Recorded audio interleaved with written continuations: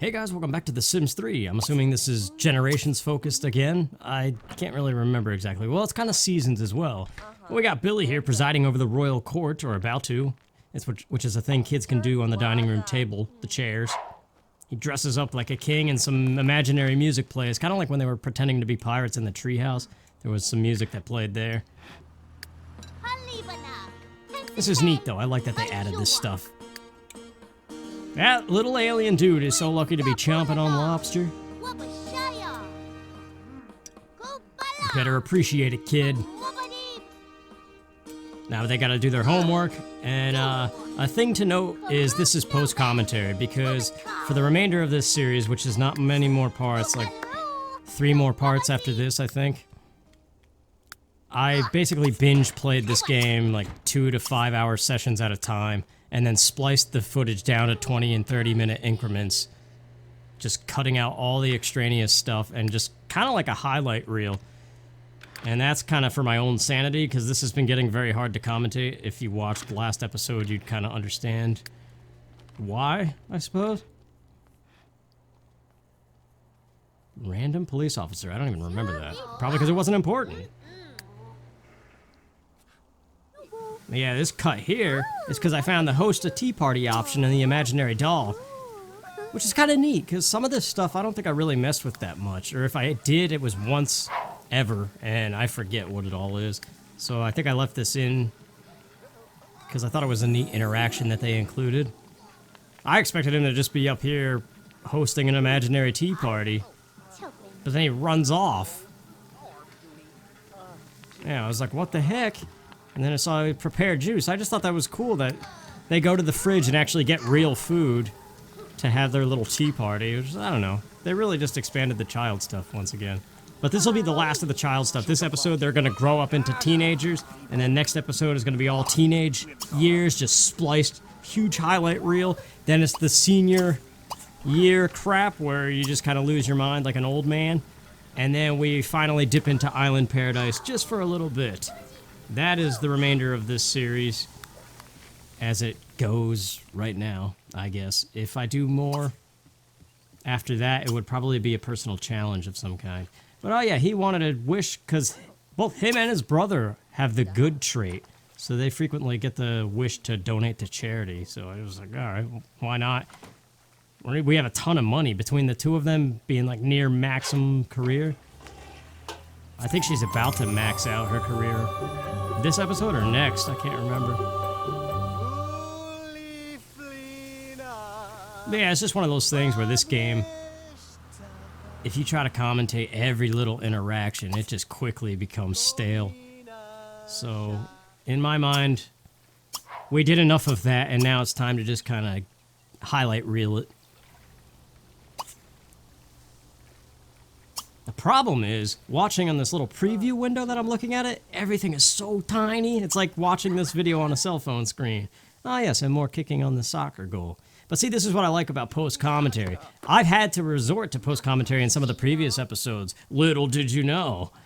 But yeah, and it's such a pain when you're trying to pretend like it's not post-commentary, and then a cut happens and you're like, still talking, and you gotta splice it and move it or redo it entirely, and then you get really angry. So, if you just come out of the gate being like, yeah, I'm not actually playing this, I'm just rewatching what I already played, which is sad in a way, especially for a game like this, when you consider you sat there for 5 hours playing this stupid thing. I mean, it's fun. I like these little zoom in shots. That was that should be a thumbnail. I don't think I chose it to be the thumbnail, though. Because see, that's the thing. I play the game, and that's fun. Everybody knows playing a game is fun. And then editing the footage is fun. Setting up the thumbnail is fun. And then you gotta commentate, and that's what makes you want to dunk your head in a can of acid. And so, yeah, that's my least favorite part. But then no commentary is boring. Oh yes, they're pillow fighting. Now, no commentary is good on certain things. Like, there's some 007 games that I like to watch if I've never played them before. And they make those games to kind of play out like a James Bond movie. James Bond? That came out weird. It was like James Bod. But yeah, this episode, I'm going to entitle it something about family bonding, I guess. Because that's the bulk of this footage, is just the family doing the last enjoying the last of the seasons because we never did trick-or-treating yet for Spooky Day. So that is in here. Oh yes, the Family Fun Water Arena. I spent a long time moving those pine trees around because it kept saying there was no room to place it. They were playing with the Frisbee as well, so she was increasing her jock ability a little bit. But I had Senior Bill give Little Billy here the Frisbee that he had in his inventory, but I cut that footage out. Because, you know, it's like they give them the imaginary present and they say thank you and they get a little plus. I mean, it's neat. I'm sure live commentary it would be interesting if you were really wrapped up in the characters and things. Also, her shoes are still all elvish. But, oh yeah, this was really neat. What I discovered here, having the two plant sims have a water balloon fight, when they actually get pegged by a water balloon, it does regenerate their water meter, which is really cool. So then I had in my mind, this should become a regular thing, having these two play, but then again, winter's coming, so playing with water in the winter is bad. You can freeze to death. See, that's the thing though, like, I'm done with this game now. I've already played up and edited 15 parts, and I don't want to play anymore. So I have to just come back and commentate what I just played, which includes this. And part of it is still kind of exciting though. Like if I continue to play this game, it would probably be a challenge of some kind. I don't know what's going on here. The frost has come. Are they dormant? I can't read it. No, they're not dormant yet. What is she doing? I don't remember anything. All the days blend. Oh yeah, they just went dormant. Okay, that's why I left the footage in there. Yeah. So we also see raking the leaves, because those were the two fall things that we didn't really explore. Was raking leaves, jumping in them, burning them, and trick-or-treating. So all of that is covered this episode. Oh, Zarda. Well, yeah, I'm trying to think, like, what would be a good Sims 3 challenge to do? It'd be like no cheats. One sim and just play poor. Oh yeah, I had the idea of commentating something about life being boring here or whatever, just raking the leaves. Everybody, like, the kids are at school right now. She's at work. And all that's left to do is rake leaves. But I mean, that's about the state that we're in with this game right now. It's like, when I first got it, I was like, finally, I got two computers, I can record The Sims 3, and you get re-excited for it. But just like I was saying, in like parts 2 and 3 especially, where you get these Sims urges, and they last for about a week, and you just waste your real life playing the game, and then you come off of that wave, I suppose. Was that a cut? I wasn't even paying attention. She might get promoted right now. I can't remember. But I know they're about to jump in the leaf pile, and then it's off to do Halloween stuff. Yeah, that's a promotion. I can't read it. Creature robot crossbreeder? That's not level 10 yet. That's like 9 or 8.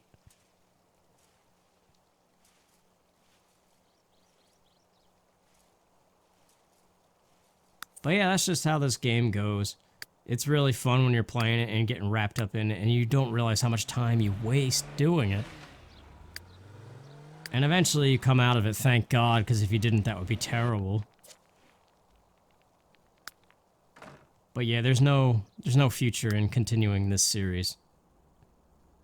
At all. Even if it's fun to play for a moment, even if I come up with an interesting challenge, even if the challenge ends up being really good, and the commentary is great and everything, it doesn't matter. It doesn't have enough face value to sell.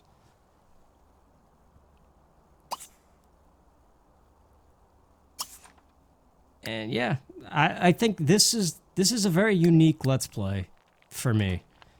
Because it's something I've always kind of wanted to do and couldn't do until now. And so I got excited about it, and now, having done it, I'm realizing just how hard it is to commentate this game. Yet I watched other people, some of them. There's a lot of simmers out there that I just can't watch.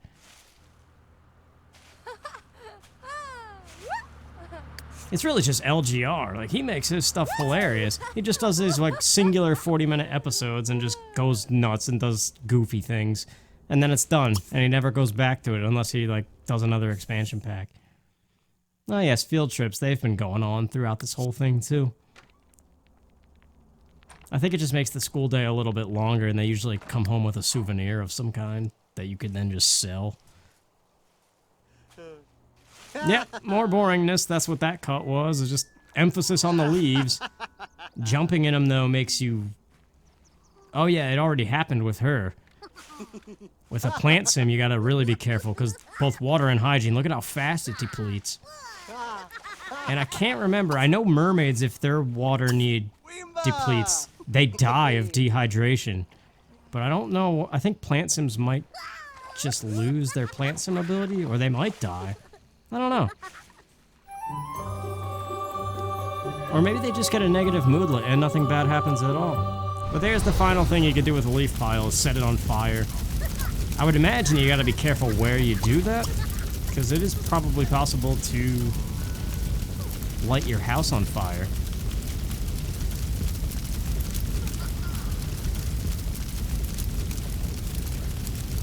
That's one thing we didn't really do much of, sitting around a fire. I guess because it's boring, you just poke it, right? We did the bonfire party. The only other thing is roasting marshmallows, I think. That's the only other interaction with a fire pit. Is this the level 10 promotion? Mad Scientist, yep, that's it. It didn't play the super jingle because that wasn't her lifetime wish, that's just a thing. We never do achieve her lifetime wish, I can tell you that right now. It's just way too hard to do. That's a challenge for you, just play as one sim and try to do the perfect garden. Without cheats. That's very difficult.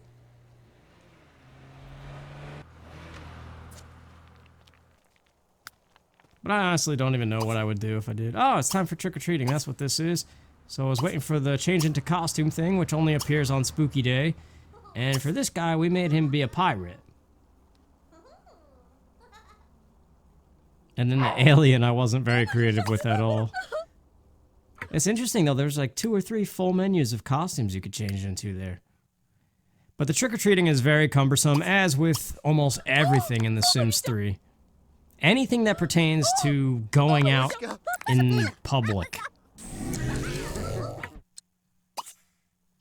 Because you gotta remember, kids have a curfew. They cannot be away from their home lot past like 9 o'clock or 10 o'clock. So yeah, he was that alien. I don't remember which one I picked. And now this is house number 2. That cut, the first house that they went to, nobody was home. And now, like, this is the only one that they actually get in. I think they managed to go to one more, and there's another person not home. Also, I changed her outfit. Because when she aged up to adult, everything was defaulted to something weird. But yeah, I think this is the first time ever playing this game I did the trick-or-treating. I like it. It's pretty neat. It's just a shame that it very rarely works, and it's only on this one day. So if you're really big into doing this stuff and taking photographs and recording it all, you might want to make sure you save your game before Spooky Day, in case your trick-or-treating goes wrong. Whoa, bad camera control there. But yeah, I was making sure both of them got a piece of candy. But they're trick-or-treating as a group. And they do get the candy in their inventory, and if they eat it, they get a, like, sugar rush, or some kind of, it's something like that. A little positive moodlet. And it's still relatively early, but not really. So they're running to the next house. This would be house number 3. I just cut out that first one once again. And this one really, I was really mad when this happened. They ring the doorbell, and then, where the heck is he going? Oh yeah, nobody's home. So house number 4, they're about to ring the doorbell, and then suddenly the kids get on their bike. It's like, what the heck? And at this point, I was just cussing the game again. Because The Sims 3 sucks at everything that involves going to public lots. It's awesome for the open world, but they, like, don't program it right. So in that respect, I guess Sims 4 is better. But that's it. That's trick-or-treating. We managed to get one house. We managed to go to 4 before the curfew. and only get one piece of candy each. Yeah, well, you gotta be thankful for what you get, I suppose.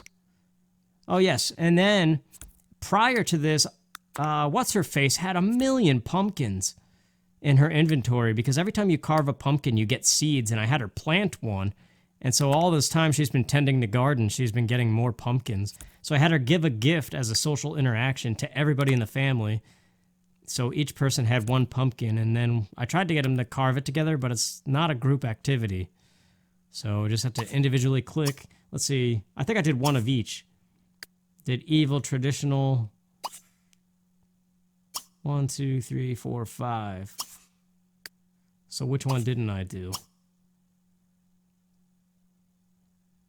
I don't think I did silly, right? I don't remember, honestly.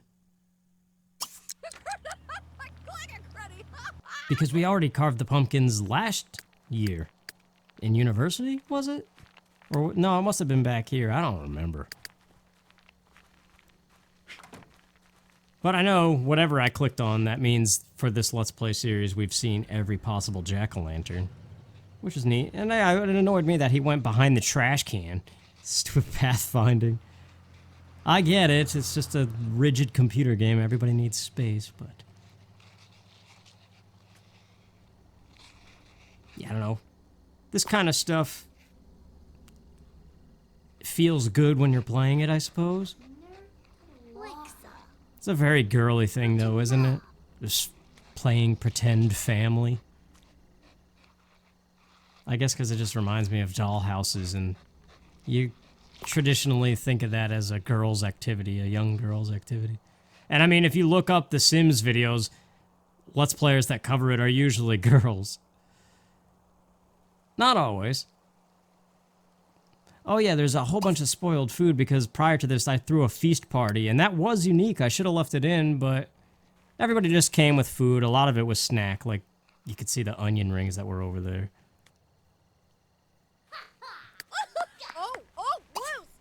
But see, what I like about doing this is the post commentary, that is like it doesn't matter really what I'm talking about or what's going on in the game, or if I talk over a transition. It might be worse overall, I don't know.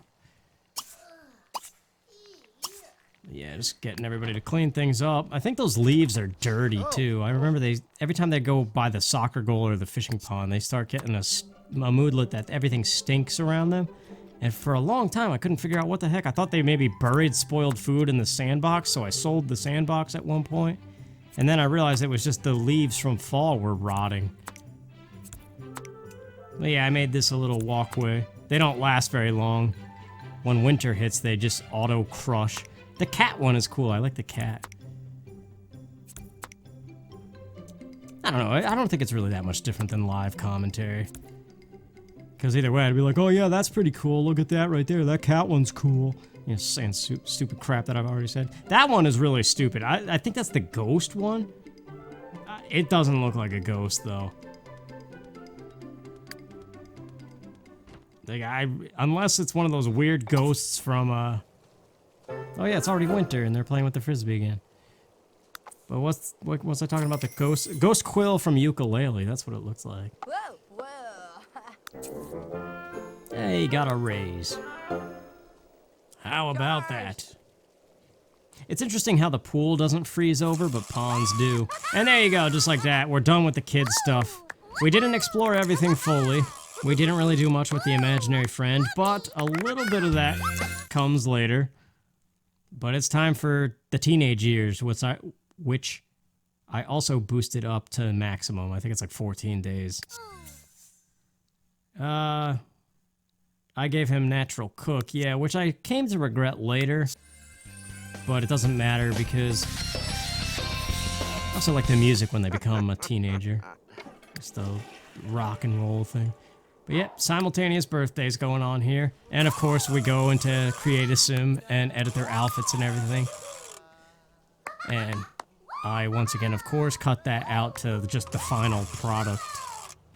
So now we get the fun part of rearranging the bedroom, but Unlike part 9, which I think is the best episode of this series, due to the post-commentary, just casual talking over a build. I don't do that, though. I just place the stuff and cut it out and get back to the game. Because I guess this has kind of been like a legacy family playthrough. And there we go with the virtuoso trait, because remember I've been talking about making him a rock and roll alien of some kind. And he has brain power, that's the big thing here. He, as a teenager, he now has access to his alien powers, which are fun to mess with here and there, but they're not the coolest thing. So there's Billy, the plant sim. He's got a very university-like outfit. That shirt is from university. I can't remember the shoes. Formal wear, I think that's just an outfit of some kind. That doesn't matter. The pajamas. I guess brown and green going after trees. That was my theme here. What is this, the career outfit? Yeah, I didn't know what to pick there, so I just picked that other strange leaf outfit. And then, yeah, more brown and green. Like a tree. And the alien now has access to the actual alien outfits. So I just used one of each for a lot of them. Like, that's the formal one. Sleepwears. Like, none of this stuff matters, right? It could if you really like it. That's a cool outfit, though. It matches. Nice athletic thing. An alien would have been a better athlete, I think, than the plant sim. And that is what? The career? Or the outerwear?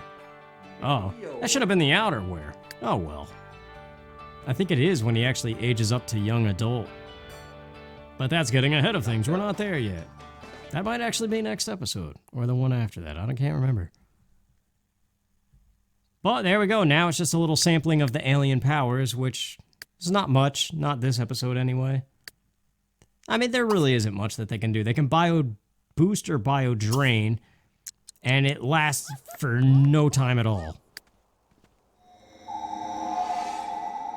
And I honestly can't remember what exactly it does, but you get this little moodlet, and I think it either boosts their needs a little bit, or it briefly boosts their learning ability. I can't remember which one it does.